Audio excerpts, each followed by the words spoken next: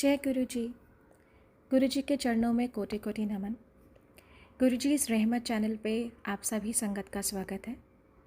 इस चैनल के माध्यम से हम सभी संगत के सत्संग को साझा करते हैं। जिस रूप में सत्संग भेज जाते हैं उसी रूप में कोशिश रहती है कि सत्संग आप सभी संगत तक पहुँचाए जाएँ। आप सभी संगत जो भी सत्संग को साझा करना चाहते हैं वो डिस्क्रिप्शन में मेंशन व्हाट्सएप नंबर पे ऑडियो या लिखित रूप से भेज सकते हैं या जीमेल आईडी पे भी भेज सकते हैं। और एक बात मैं संगत जी आप सभी से कहना चाहती हूँ कि सत्संग को अंत तक सुनिएगा, क्योंकि सत्संग हमारी दवाई है। हमें नहीं पता गुरु महाराज किस तरीके से, कौन से सत्संग के माध्यम से कौन कौन से मैसेज हमें देना चाहते हैं या कौन सा हमारा कष्ट काटना चाहते हैं। तो सत्संग को चाहे वो कितना ही बड़ा क्यों ना हो, कोशिश कीजिए कि उसको पूरा सुनिए, क्योंकि वो सत्संग में ही हमारी ब्लेसिंग्स है। तो प्लीज़ कृपया करके सत्संग को बीच में अधूरा नहीं छोड़ें, अंत तक सुनिए और कोशिश कीजिए कि सत्संग को बाकी संगत तक भी हम साझा कर सकें, हम शेयर कर सकें, क्योंकि गुरु महाराज हमेशा से यही कहते हैं कि सत्संग सुनाने वाले का भी भला, सुनने वाले का भी भला, और शेयर तो बिल्कुल करना ही चाहिए, क्योंकि पता नहीं सत्संग के माध्यम से कौन सी संगत का कल्याण हो सके। जय गुरु जी, शुक्राना गुरु जी। जय गुरु जी की। मैं 1995 में मैं गुरु जी को मिली थी। तो गुरु जी के वहां पर जब गई मैं, तो गुरु जी कहने किस वास्ते आई हैं। तो मैं कहा गुरु जी मेरी बैक में बहुत प्रॉब्लम है, 4 जगह पे हड्डियां जुड़ गई हैं और मैं बहुत लंगड़ा के चलती थी और जमीन पे तो बैठ ही नहीं सकती थी। तो गुरुजी ने कहा चल तेरी ठीक कर देने। गुरुजी ने मेरा वो ठीक कर दिया, पर मेरे को बहुत डर था कि मैं जमीन पे वहां जाके कैसे बैठूंगी। जीके में गुरुजी बैठते थे, मैं अपने साथ गद्दियां लेके जाती थी।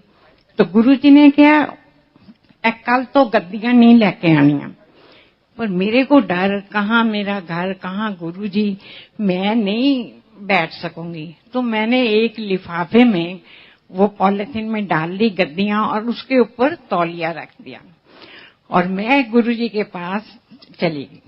गुरुजी फिर कहते तन्नू क्या ना गद्दियां नहीं लेके आनियां, फिर तू गद्दियां ले आएंगे। बड़ा समझ नहीं आया भाई किसने बताया। गुरुजी को पॉलिथीन में है। मैंने इनको पूछा कि आपने बताया, कहते नहीं मैं क्यों बताऊंगा। फिर बड़े अगले दिन फिर वही, मैं गद्दियां एक और लिफाफा और उसके ऊपर चढ़ा के फिर पता ना चले। फिर गुरुजी कहते हैं, फिर तीसरी बार मेरे हस्बैंड ने कहा कि यहाँ तू जाएंगी, यहाँ तेरी गद्दियां जानी। तो मैं गद्दी ले गई। मैं क्या मैं गाड़ी में रख देती हूँ, नहीं बैठा जाएगा तो मैं वापस आ जाऊंगी। मैं वहां गई तो मैं 3 घंटे गुरुजी के चरणों में वहां बैठी रही, मुझे कोई प्रॉब्लम नहीं।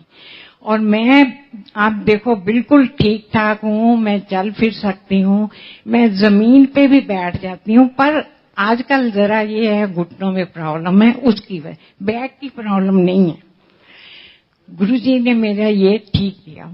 उसके बाद गुरुजी दुकान पे आए, कहते हैं तू ना दुकान रोज जाएगा। मैं कहा गुरुजी मेरा वहां पर क्या काम, मुझे तो कुछ समझ नहीं आती दुकान। कहना तन्नू क्या तू दुकान जाएंगे। मैं दुकान पे जाना शुरू कर दिया। हम नीचे बैठते थे गद्दे पीछे हुए। तो आपको पता ही है कि दुकानों पे मांगने वाले बहुत आते हैं। तो गुरुजी आए होंगे, मुझे क्या पता। मैं कहा जा बाबा माफ कर। गुरुजी नहीं मत चले गए। उसके बाद फिर मैं कही रोज रोज कौन आ जाते हैं। एक बार गुरुजी आए तो ऐसे ही अपने इस बेस में नहीं आते थे। गुरुजी आए तो आके कहते चेंज चाहिए। हमने चेंज क्या करना है, हमारे तो कोई काम का नहीं। पर गुरुजी ने, जो आदमी आया था उसने बोला अपने नौकर को भेजो, सामने बैंक था पंजाब नेशनल, वो वहां चला गया। नौकर ने पैसे इनको दिए, जो आदमी था तो वो अंदर चला गया बैंक में। उसके बाद आया ही नहीं। तो बड़ी देर खड़ा रहा, गार्ड को पूछा, गार्ड ने कहा कि बैंक तो कोरोना बंद हो गया, ऐसे तो कोई आदमी है ही नहीं। तब वो थे पैसे 6,400 रुपए, ये 95 की बात कर रही हूँ। बड़ा आ गया वापस करना, आज तो वो आदमी हमें धोखा दे गया। चलो चुप करके शाम को गुरुजी के पास जी के में गए। गुरुजी को कहा, गुरुजी कहने चल तेरे कष्ट कटे। मेरे को तो इस चीज की समझ नहीं आई, एक नुकसान हो गया, ऊपर से गुरुजी कह रहे हैं कष्ट कटे हैं। बड़ा ही अजीब लगा, पर उस टाइम हम नए नए थे, हमें कोई इतना विश्वास नहीं था। अब तो हम मानते हैं गुरुजी हमारे भगवान है।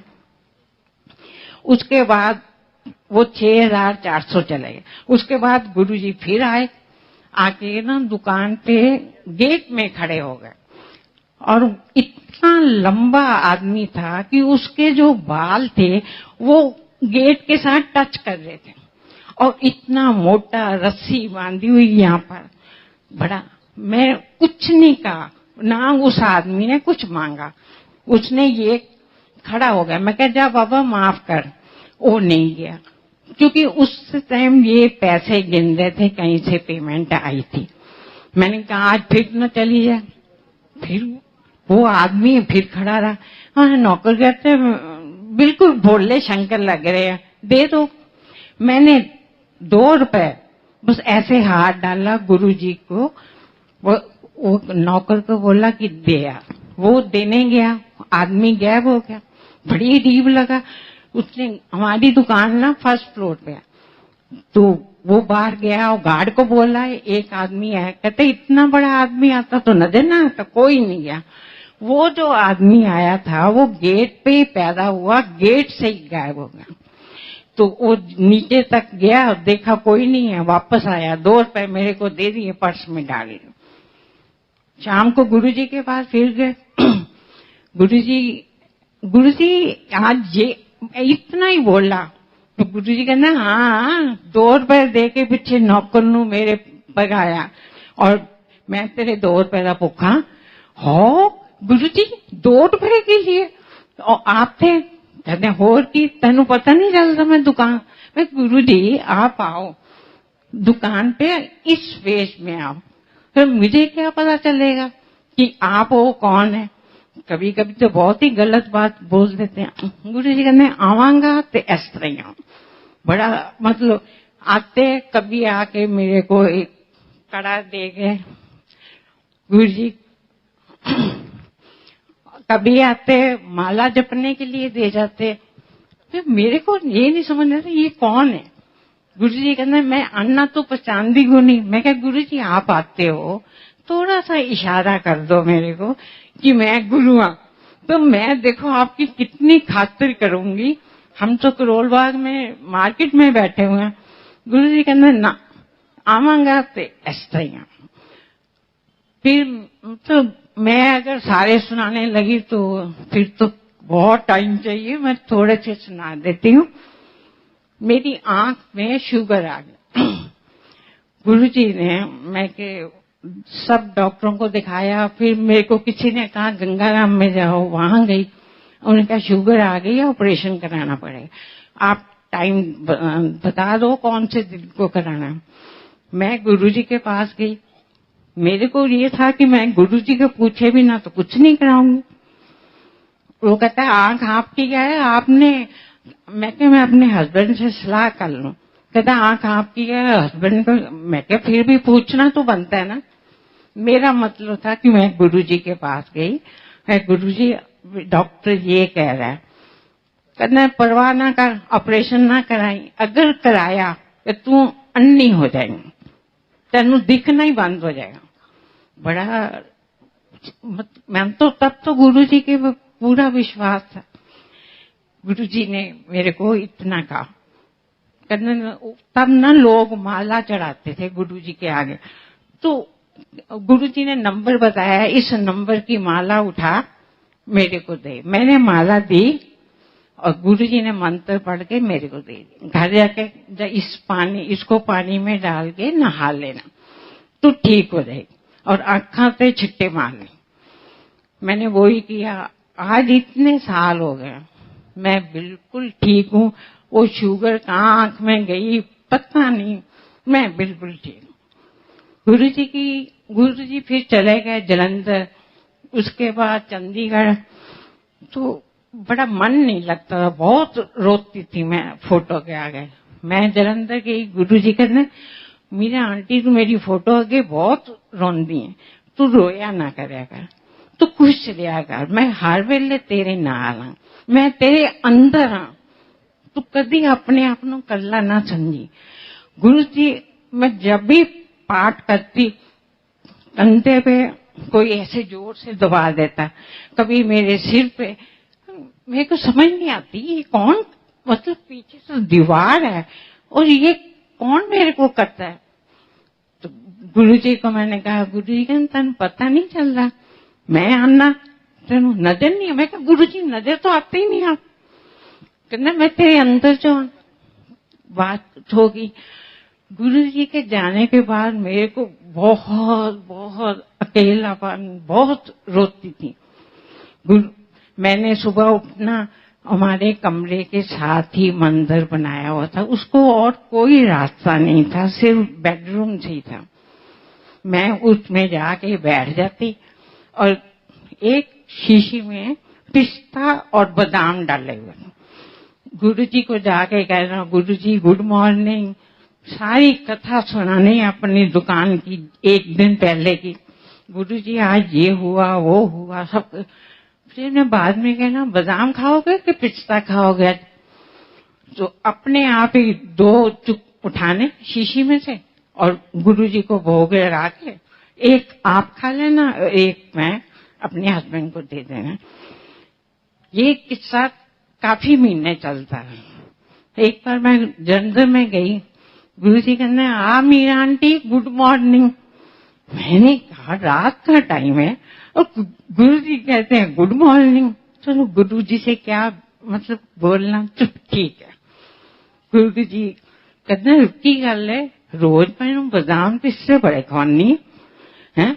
मैं कहा गुरुजी मैं तो वहां करती हूँ, कहते मैनू सब पता है, गुरुआ नू बादाम नहीं, गुरुआ नू फूल चढ़ाए दे। तब से और अब मैं गुरुजी को फूल ही चढ़ाती हूँ।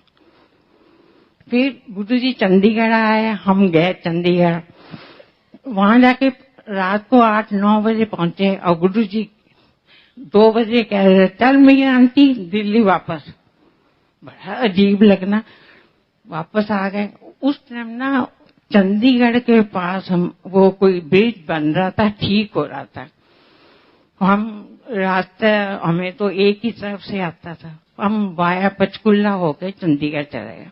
उस टाइम तो सुबह थी, मतलब रोशनी थी। गुरुजी के पास गए तो रात को गुरुजी बोले चल दिल्ली वापस। हम वापस आने लगे तो हमें रास्ता ही नहीं पता। हम पंचकुले से रास्ते में लोगों किससे पूछे, आधी 2 बजे हुए रात के, कोई नजर नहीं आ रहा था, कुछ नहीं, कोई लाइट नहीं, कुछ नहीं। हम कहीं ये ना हो कि सुबह तक हम कहीं पता नहीं कहाँ पहुंच गए, कोई साइन बोर्ड नहीं लगा हुआ, कुछ नहीं लगा हुआ। आगे खेत में से लाइट आई, छोटी छोटी 2, वो बिल्कुल मेरे पास आ गई, गाड़ी के बिल्कुल साथ। उसने आके पास आके कहा, हमने कहा अभी हाईवे कहाँ पर पड़ेगा, हम कहाँ पर हैं इस टाइम पता नहीं। वो कहता है 13 किलोमीटर सीधा चले जाओ, 13 किलोमीटर। हमने कहा ऐसे ही कहा। जैसे हम आगे आए तो साइन बोर्ड पे लिखा हुआ था 13 किलोमीटर। हम तो बड़े हैरान हो गए। फिर हम वापस वहां पर हाईवे पर पहुंच गए। वहां पर पहुंचे तो बड़ा अजीब सा लगा कि ये आदमी कौन था। मोटरसाइकिल पे 2 आदमी थे, वाइट कपड़ों में और वाइट दाढ़ी इतनी बड़ी, एक चला रहा था एक पीछे था। फिर उसने फिर पास आया, शीशा के ऐसे से किया, कहने कितने जाना। मैंने कहा हम तो हाईवे का रास्ता पूछे। उसने कहा सीधा सीधा चले जाओ। मेरी मदर इन लॉ मेरे साथ थी। उन्होंने क्या, उਦੋਂ टेररिस्ट का बहुत ज्यादा था, तो उन्होंने क्या हुण ते ਇਹਨੇ ਗੱਡੀ ਸਾਡੀ ਖੋਹ ਲੈਣੀ ਹੈ ਔਰ ਸਾਨੂੰ ਸਾਰਿਆਂ ਨੂੰ ਮਾਰ ਦੇਣਾ। ਮੈਂ ਤਾਂ ਬਹਿ ਕੇ, ਗੁਰੂ ਜੀ ਤੁਹਾਡੇ ਤਾਂ 3 ਭਗਤ ਕੱਟ ਜਾਣਗੇ, ਹੁਣ कुछ करना थे तो कर लो। 3 भगत गए, पीछे मुड़ के देखे वो आदमी गायब हो गए। फिर हम थोड़े दिनों के बाद फिर चंडीगढ़ गए। गुरु जी कहते आ मीरा आंटी फिर उस दिन की होया सी, रास्ता भूल गई सी। मैं कहा हाँ गुरु जी वो आप थे। कहते होर की, तू मैंने याद किया मैं आ गया। मतलब कि गुरु जी इतना ज्यादा हमें जिस वक्त याद करो गुरु जी आ जाते। जय गुरु जी। संगत जी, आज का सत्संग आंटी ने बहुत ही प्यारा सत्संग शेयर करा है हम सभी साथ संगत के साथ में। ये मीरा आंटी का सत्संग था जो कि गुरु जी की बहुत प्यारी और पुरानी संगत में से एक हैं। आंटी के सत्संग से 2 बातें बहुत अच्छी उन्होंने हमें ज्ञानवर्धक बताई हैं, जो कि हम सभी संगत के लिए एक आई ओपनर का काम करती है। क्योंकि अक्सर सत्संग में देखा जाता है कि जो कुछ महिलाएं हैं, या मैं कहूँगी जो बुज़ुर्ग हैं, जो अक्सर नीचे नहीं बैठ पाते हैं, तो वो यूजुअली ये होता है ना कि थोड़ा सा सीनियर सिटीजन्स हैं, घुटनों की प्रॉब्लम है या किसी की सर्जरी हुई है, मैं समझ सकती हूँ, टांगों में तकलीफ़ होती है और वो नीचे नहीं बैठ पाते हैं और इसीलिए वो चेयर पे बैठना पसंद करते हैं।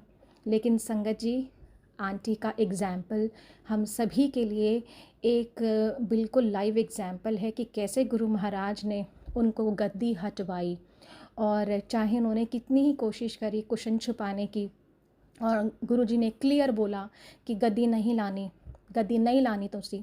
तो ये गुरुजी हमें हम सभी के लिए एक मैसेज है, उन साध संगत के लिए जिनको तकलीफ़ होती है और नीचे नहीं बैठ पाते हैं घुटनों की वजह से या किसी परेशानी के चलते। तो गुरुजी महाराज का ये हम उन्हीं सत्संगत के लिए एक मैसेज है कि आप गुरुजी की कल्याण को समझिए। थोड़ी सी शुरू में परेशानी होगी एक आध बारी, लेकिन वो उनके ही तरीके हैं आपकी परेशानी, आपकी समस्याओं को ठीक करने का। और एक बात संगत जी, गुरुजी हमेशा अक्सर हमें समझाते हैं कि अगर कोई भी आपसे कोई मांगने के लिए आता है, मांगने वाले, मैं भिखारी शब्द नहीं इस्तेमाल करना चाहूँगी, कि अगर कोई मांगने आपसे आता है और आपके पास कुछ नहीं है देने के लिए, तो कृपया हाथ जोड़ लीजिए, बजाय ये कहने के कि चल आगे जा, नहीं है बाबा। तो क्योंकि आप नहीं जानते किस रूप में प्रभु आपके सामने आ जाए, किस रूप में गुरु महाराज आपके सामने आ जाएं। जैसे उन आंटी के सामने भी कितनी बार गुरु महाराज अपना रूप बदल कर आए, सिर्फ उनकी परीक्षा लेने के लिए। तो नहीं आपके पास कुछ है तो किसी का भी तिरस्कार नहीं करना चाहिए, हमें हाथ जोड़ लेने चाहिए। और वही बात आती है कि ये भी एक गुरु महाराज ने हम सभी संगत को एक मैसेज दिया है, तो हमें इस चीज़ का ध्यान रखना चाहिए। और देखिए कितना प्यारा सत्संग था कि गुरुजी कहते हैं मुझे तुम ड्राई फ्रूट तुम्हारे नहीं चाहिए, मुझे तुम्हारे काजू बादाम नहीं चाहिए, मुझे तुम्हारे एक प्यार रूपी तुम्हारे फूल ही बहुत है मेरे लिए। तो इसी के साथ मैं संगत जी उम्मीद करती हूँ कि आज का सत्संग आप सभी संगत को अच्छा लगा हो और हमें कुछ ना कुछ मैसेज भी गुरुजी महाराज हर सत्संग के माध्यम से देते हैं। इसी के साथ मैं अपनी वाणी को यहीं विराम दूंगी मंत्र जाप के साथ। ओम नमः शिवाय, शिवजी सदा सहाय। ओम नमः शिवाय, गुरुजी सदा सहाय। जय गुरुजी। शुक्राना गुरुजी।